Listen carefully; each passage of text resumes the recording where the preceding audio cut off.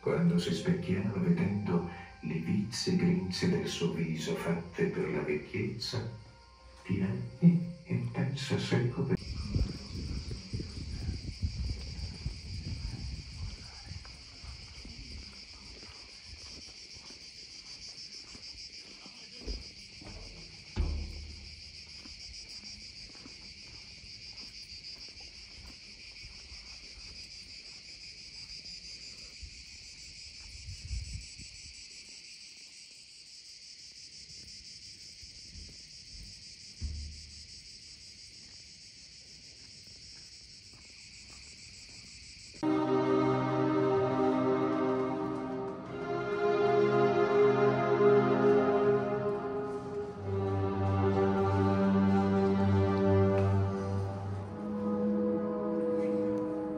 A very old man, seated, leaning on a cane and portrayed in profile in a late drawing by Leonardo.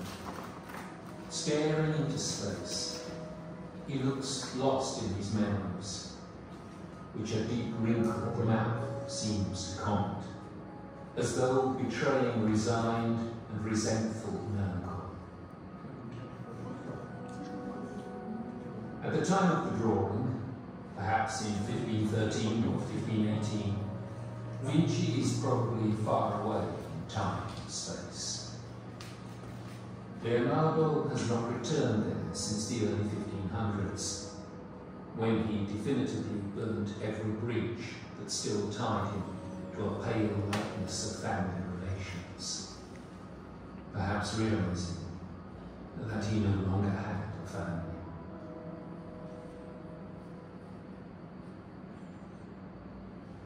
Acquire something in youth that will restore the damage of old age. And if you intend old age, to feed on wisdom. Strive towards this in youth, so that old age will not lack nourishment.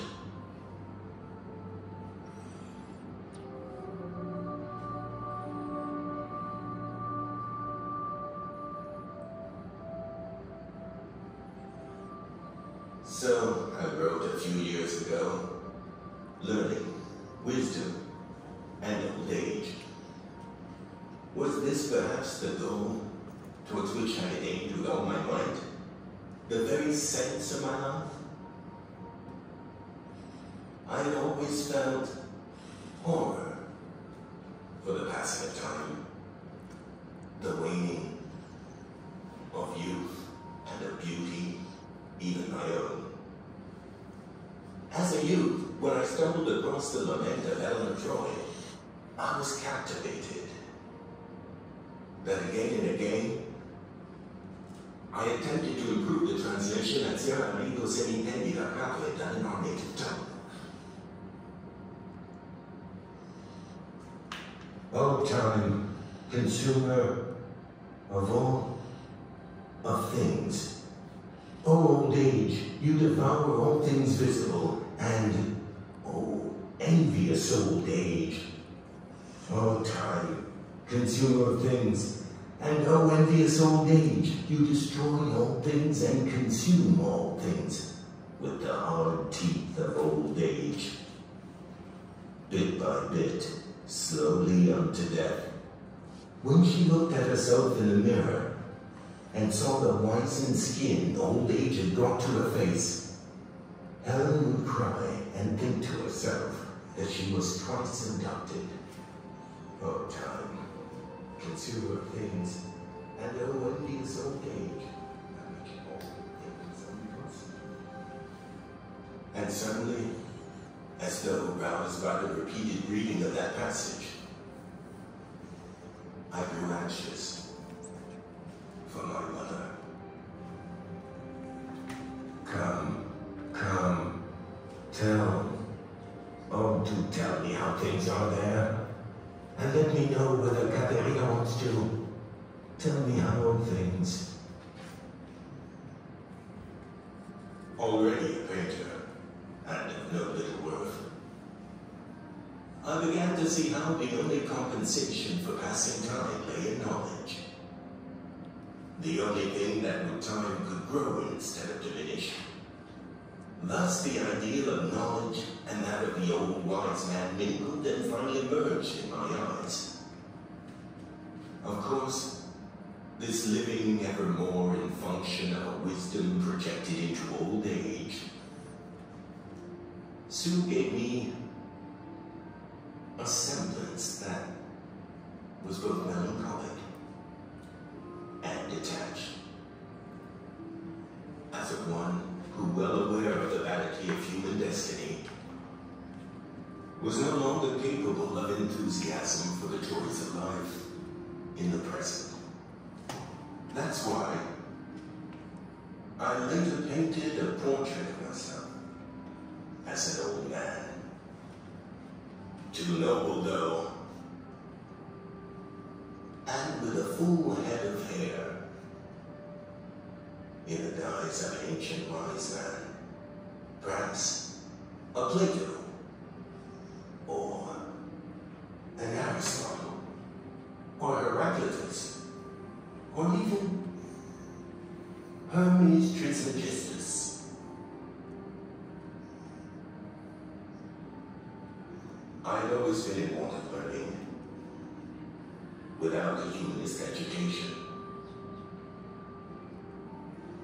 Illegitimate child.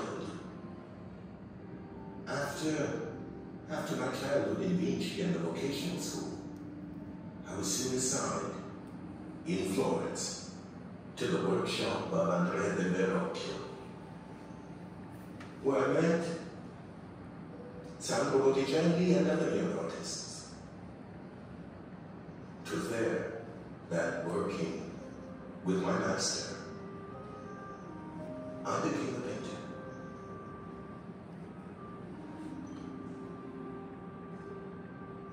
I was born on April 15th, 1452, grandfather Antonio da Vinci recorded my birth in an old book of his father's.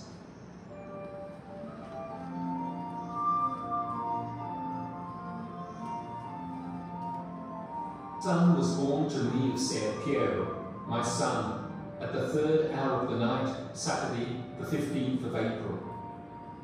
He was given the name of Leonardo. His baptism, officiated by the priest Piero di Bartolomeo da Vinci, was attended by Papino di Nalibanti, Meo di Tonino, Piero di Malvolto, Nanni di Venezia,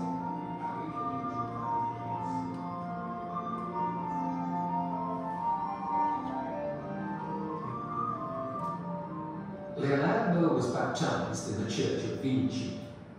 His godfathers and godmothers were in part from the town, while the others were from the parish of Santa Lucia Paterno in the territory of Anchiano.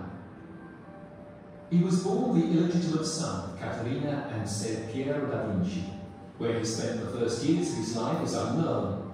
At the age of 5, however, he is recorded as living with his grandparents Antonio and Lucia and his beloved uncle Francesco. After his birth, his father had indeed married Albiera and moved to Florence for good, where, following the death of Albiera, he would have 3 more wives. His mother, Caterina, instead, married Antonio Buti, the kiln worker known as a catabriga for his quarrelsome character, and went to live with him at Campo Zecchi in San Patraleo in Vinci, where she would bear him 5 more children. He was able to see her often, for as long as he remained in Vinci, and even later, when, as of the mid-1460s, he lived in Florence, Leonardo loved to return to visit her, perhaps on the occasion of village festivities in the country, such as the one held every year in summer at the Oratory of the Madonna delle Neve at Montevetolini, at the foot of Monte Albano, near the marsh of Fucecchio. Caterina and her husband would go there frequently. In September 1470, during the feast of the Madonna di Massarella, a catabriga with several friends from Vinci was involved in a row.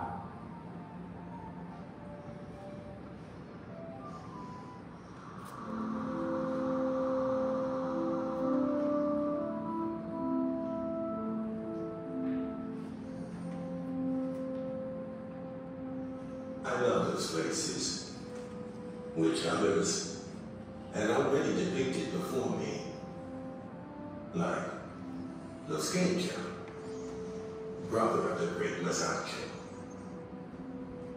As a boy, from the courtyard of the house at Anchiano, on days when the horizon was clear,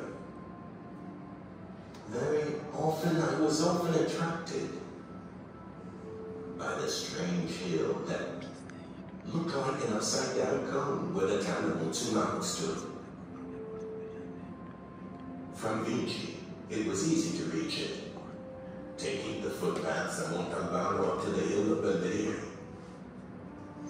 From here, your gaze could embrace Montsumano on the right, the castle of Montevetolini on the left, the plain and the marsh of Fucecchio in front. Here, I drew my first landscape on the day of Santa Maria della Neve, on August 5th, 1473.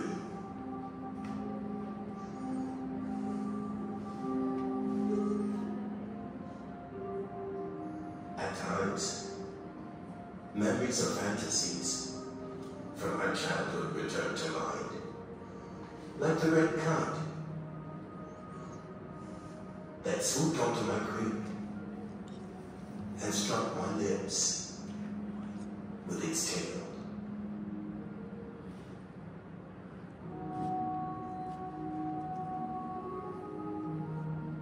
But most of all from my boyhood, the memory I most conserve is a face. Beautiful, sweet face of a young woman, perhaps a young mother. As gently with a tinge of worry. She leans over her son. His face has grown ever more human and earthly, and emerged many times from my brush.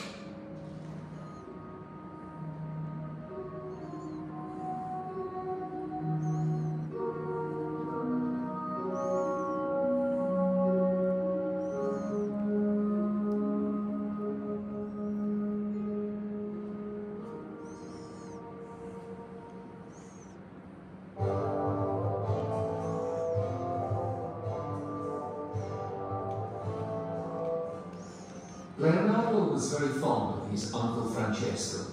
It was he who, in the spring of 1478, procured a license to exploit a mill located near the castle of Vinci in the parish of Santa Croce. The contract was signed in the hall of the Podestà in the fortress of the Uni Counts, in the presence of Leonardo, there also on behalf of his father, and it was again Francesco who insisted on providing that also his nephew, though illegitimate, would inherit. A few years later, in 1482, his father, Ser Piero, purchased the farm with a house fit for a worker as well as for a gentleman in Anchiano. At his death, the property in Anchiano, including the house, went to his last wife, Lucrezia Cortegiani, and after her to her children, one of whom lived.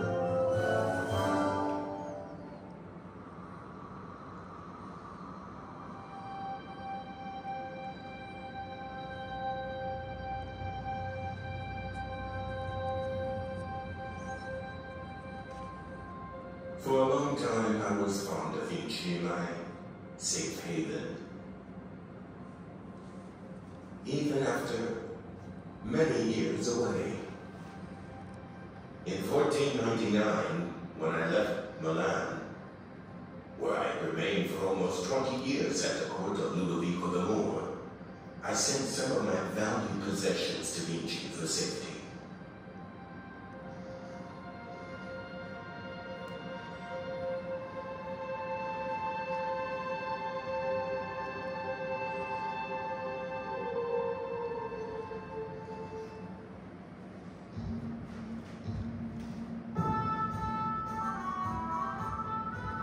The years in Milan, from 1482 to 1499, were long and intense. Leonardo learned hydraulics from the Lombard engineers, mathematics and Latin from Fra Luca Pacioli. He devoted himself to textile and military machines, architectural machines. He imagined clean and rational cities. He began to study the human body and the flight of birds. And he painted again, and quite a bit. Paintings on wood of Our Lady, portraits such as the one he painted of Cecilia Gallerani, the Duke's lover, and the great fresco of the Last Supper in the convent of Santa Maria delle Grazie. Finally, he attempted the impossible undertaking of casting a large bronze horse, an equestrian monument in honor of Francesco's officer. He failed, and the arrival of French troops at the end of the 15th century put an end to everything.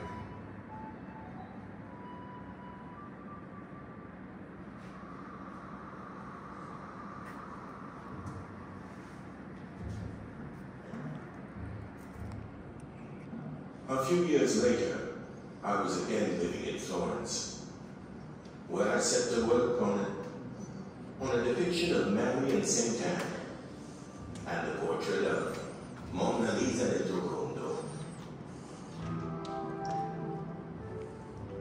It was then that I was commissioned by Palazzo Vecchio to paint the celebrative fresco of the Battle of Anchiano, while Michelangelo was commissioned to paint the Battle of Cascia. So again I found myself imagining and drawing battle in porcelain.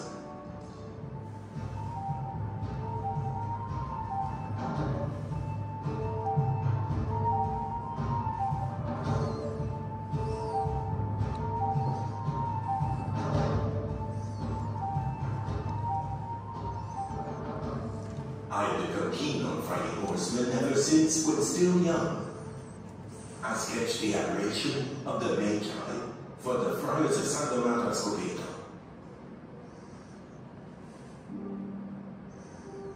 I also had occasion, in those years in Florence in the early 1500s, to travel far and wide the Arno River Valley between Golfolina and the territory of Pisa, when the scenery of Florence drew me into its war with Pisa, and deviating the course of the river Arno was even considered. I drew a long time with precision. The river and the outlying territories. I made projects and even drew the Pisan Hills, which in adolescence I had often admired from the top of the fortress of Vinci. I also took the satisfaction of studying the Niki, those ancestral remains of shells and mollusks that in my youth I had already observed so many times, and of which no one at that time had fully understood the true nature. So it was that I explored the caves and recesses at Montelupo, Golfolina, and Montalbano, in the hills of Vinci and San Miniato, Castel Fiorentino, and Valdiviere. And in my heart, I grew convinced that the earth, like a great animal, heaved and churned incessantly, and that it never had a history, a long history. It hadn't remained in World since creation, but instead it had changed, incessantly changed, even by means of catastrophes, and death is a place infested with worms, and new life.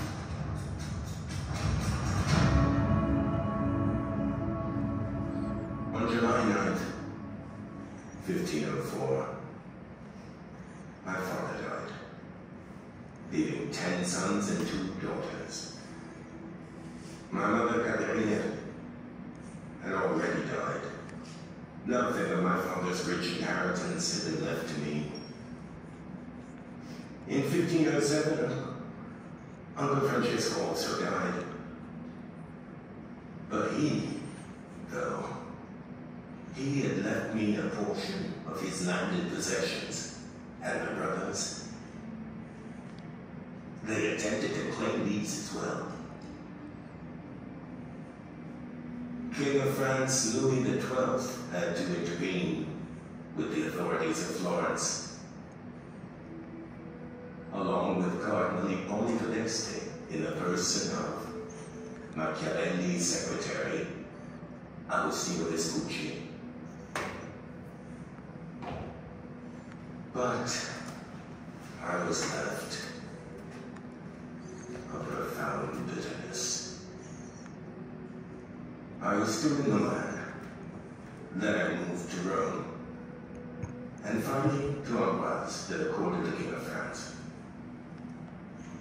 There, I went to live close to Lucille. At times, spending brief periods at Romorantin, where my new lord, Francis I, asked me to design a grandiose royal residence. But I never again saw Florence, Vinci, or her hills.